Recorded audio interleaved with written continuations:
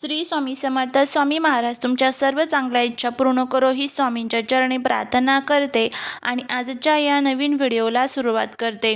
आजचा व्हिडिओ फक्त ऐकण्यासाठी नाही तर अनुभवण्यासाठी आहे. तुमच्या घरात देवघर आहे का? ज्या देवघरात तुम्ही रोज दिवा लावता का आणि घंटी वाजवता का? जर तुम्ही हो म्हणत असाल तर आजचा हा व्हिडिओ तुमचं आयुष्य बदलू शकतो.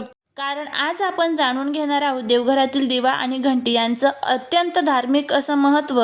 त्याचबरोबर सगळ्यात महत्त्वाचं म्हणजे जे लोक रोज घंटी वाजवतात, दिवा लावतात आणि रोज हा दिवा जो आहे तर तो धुतला जातो, त्यांच्या आयुष्यात नेमकं काय घडत असतं. त्यामुळे हा व्हिडिओ शेवटपर्यंत पहा, कारण शेवटी मी तुम्हाला सांगणार आहे घंटी आणि दिवा याबाबतची अशी एक गोष्ट जी फार थोड्या लोकांना माहीत असते.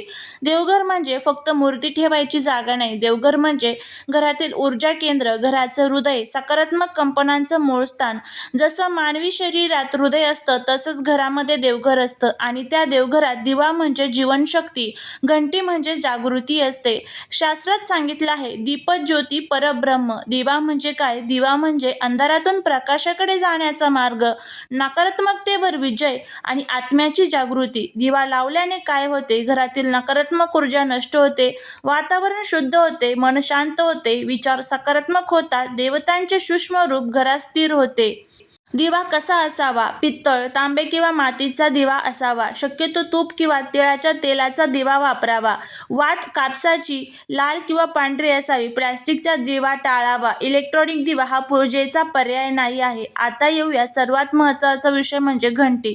घंटी म्हणजे देवांना आमंत्रण, मनाची एकाग्रता, नकारात्मक शक्तींना दूर ठेवणारा नाद. घंटीचा नाद ओंकाराशी जोडलेला आहे. जेव्हा आपण घंटी वाजवतो डावा मेंदू आणि उजवा मेंदू संतुलित होतो, मन वर्तमान क्षणात येते, तणाव कमी होतो, शरीरातील 7ही चक्रांवर परिणाम होतो. म्हणजे घंटी वाजवणं म्हणजे ध्यानाची पहिली पायरी. देवघरातील घंटी कशी असावी? पितळ किंवा कांस्याची, मध्यम आकाराची, आत जीभ असलेली, तुटलेली घंटी वापरू नये. आवाज कर्कश असलेली घंटी टाळावी. देवघराच्या उजव्या बाजूला देवघरात घंटी ठेवावी. उंची छाती इतकी असावी. हात सहज पोचेल अशी असावी. जमिनीवर ठेवू नये. देवमूर्तीच्या अगदी समोर अडथळा येईल अशी लटकवू नये. घंटी किंवा दिवा याबाबतच्या मोठ्या चुका. दिवा विझलेला ठेवणे, घंटी फक्त सवयीने वाजवणे, रागत घंटी वाजवणे, अशुद्ध अवस्थेत घंटी वाजवणे, फुटलेली किंवा गंजलेली घंटी ठेवणे. या चुका केल्यास सकारात्मक ऊर्जा येण्याऐवजी अडथळे निर्माण होतात. रोज दिवा आणि घंटी वाजवणाऱ्यांच्या आयुष्यात काय घडत असतं बघा. आता येतो सगळ्यात महत्त्वाचा प्रभावी भाग. जे लोक रोज श्रद्धेने दिवा लावतात आणि घंटी वाजवतात त्यांच्या घरात विनाकारण भांडण कमी होतात, मानसिक तणाव हळूहळू नाहीसा होतो, निर्णय क्षमता वाढते, आर्थिक अडचणीवर मार्ग सापडतो, झोप शांत लागते, मुलांची एकाग्रता वाढते. हे चमत्कार नाहीत, हे आहेत ऊर्जेचे नियम. शास्त्रात सांगितले आहे नित्य नादोपासना करणारा मनुष्य कधीही एकटा नसतो. घंटीचा नाद हा तुमच्या भोवती संरक्षण कवच तयार करतो. म्हणून जे लोक नियमित घंटी वाजवतात त्यांच्यावर नकारात्मक शक्ती टिकत नाही, त्यांची मानसिक खच्चीकरण लवकर होत नाही. जेव्हा दिव्याची ज्योत, घंटीचा नाद एकत्र येतो तेव्हा कर्मशुद्धी होते, पूर्वजांचे आशीर्वाद मिळतात, घरात स्थैर्य येतं, देवतांची कृपा प्राप्त होते. देवघरातील दिवा आणि घंटी हे देवांसाठी नाही, ते आहेत तुमच्यासाठी, तुमच्या मनासाठी आणि तुमच्या आयुष्यासाठी. जर तुम्ही रोज श्रद्धेने दिवा लावला आणि मनापासून घंटी वाजवली तर देवाला बोलवण्याची गरज नाही, देव स्वतः चालत येतात. रोज दिवा लावणारी आई आणि बदललेलं घर. एका छोट्याशा गावात एक आई राहायची. घरात सतत भांडण, आर्थिक अडचणी, मुलांच्या अभ्यासात लक्ष नाही, पतीचा व्यवसाय अडखळलेला. या आईने कुठेही मोठे उपाय केले नाही, फक्त एकच संकल्प केला, रोज सकाळी आणि संध्याकाळी देवघरात शांतपणे दिवा लावायचा. पहिल्या काही दिवसात काहीच बदल दिसला नाही, पण 21 दिवसानंतर घरात शांतता वाढू लागली, मुलं आपोआप अभ्यासाला बसू लागली, पतीला नवीन संधी मिळाली. ती आई म्हणायची, मी देवाकडे काहीच मागितलं नाही, फक्त दिवा लावताना मन मोकळं केलं. एका घरात अनेक दिवस दिवा लावणं बंद झालं. कधी वेळ नाही, कधी आळस, कधी दुर्लक्ष. हळूहळू त्या घरात आजारपण वाढलं, गैरसमज वाढले, नकारात्मकता जाणवू लागली. एक दिवस आजी म्हणाल्या, घर अंधारात नाही पण ऊर्जा अंधारात गेली आहे. त्या दिवसापासून दिवा पुन्हा नियमित लावला गेला. काही दिवसात वातावरण बदललं, घर पूर्ण जिवंत झालं. फार थोड्या लोकांना माहीत आहे घंटी वाजवणं म्हणजे देवाला हाक मारणं नाही, स्वतःला जागं करणं आहे. जे लोक रोज घंटी वाजवतात त्यांच्या अचानक योग्य विचार सुचतात, अडचणीत योग्य माणूस भेटतो, चुकीच्या निर्णयापासून ते वाचतात. हे योगायोग नाही, ते आहेत सूक्ष्म संकेत. शास्त्र सांगतं स्त्री ही घराची लक्ष्मी असते. जेव्हा स्त्री श्रद्धेने दिवा लावते त्यावेळेस घराची ऊर्जा स्थिर होते, पतीचे कष्ट फळाला येतात, मुलांचे दोष कमी होतात. म्हणूनच जुन्या काळी आई, आजी, काकू हा नियम कधीही चुकवत नव्हत्या. रोज दिवा घंटी करणाऱ्यांनी कोणती चूक टाळावी? घाईघाईत पूजा करू नये, रागात घंटी वाजवू नये, मोबाईल हातात ठेवून पूजा करू नये, मनात तक्रारी ठेवून पूजा करू नये.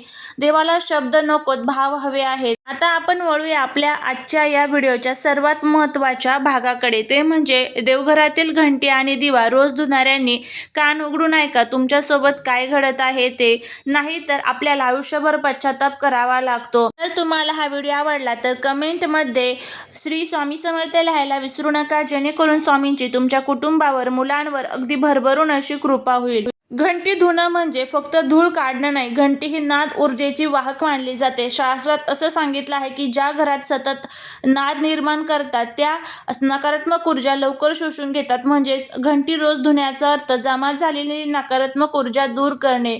रोज घंटी धुणाऱ्यांच्या आयुष्यात काय बदल दिसतात? मन हलकं होतं. अनेक लोक सांगतात की घंटी धुतल्यानंतर मन अनोळखी शांततेने भरून जातं, कारण घंटी धुताना तुमचं लक्ष पूर्णपणे वर्तमान क्षणात असतं. हेच ते ध्यान आहे. घरातील ताणतणाव कमी होतात, नकारात्मक ऊर्जा दूर होतात. रोज दिवा धुण्याचा, स्वच्छ करण्याचा परिणाम. इथे फक्त एकच गोष्ट लक्षात ठेवायची. दिवा धुणं म्हणजे दिव्याला पाण्यात भिजवून ठेवणं नाही, तर तो स्वच्छ आदराने पुसून आणि धुवून काढणं.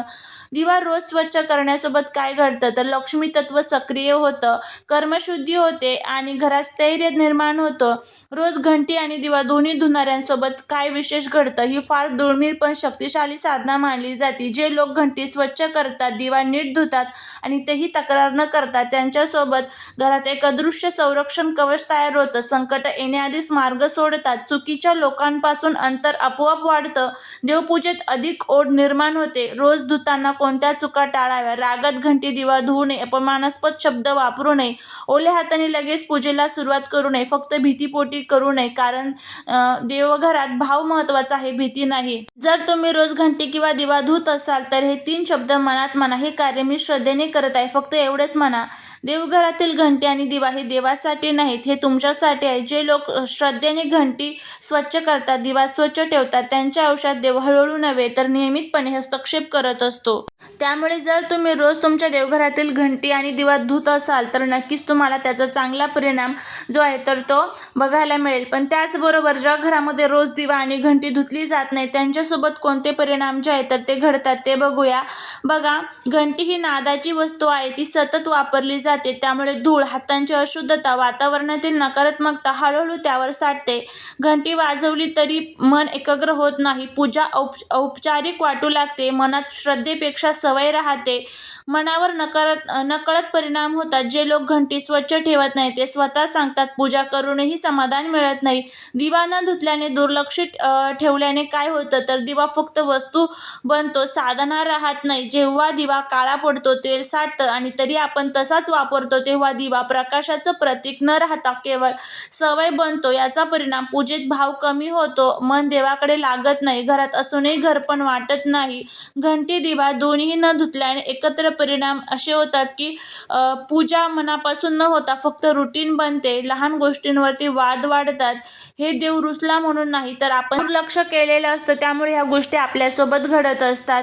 तर बघा, एक मोठा गैरसमज आहे, घंटी दिवा न धुतल्याने लक्ष्मी निघून जाते, तर हे अतिरेकी बोलणे आहे. खरं कारण म्हणजे जिथे अस्वच्छता, काळजी आणि भाव कमी होतो तिथे मन अस्थिर होते आणि अस्थिर मन चुकीचे निर्णय घेतात. त्यामुळे रोज आपल्या देवघरातील घंटी आणि दिवा जो आहे तर तो आपल्याला धुवायचा असतो. जर तुम्हाला हा व्हिडिओ आवडला तर लाईक, शेअर आणि सबस्क्राईब करायला विसरू नका. श्री स्वामी समर्थ.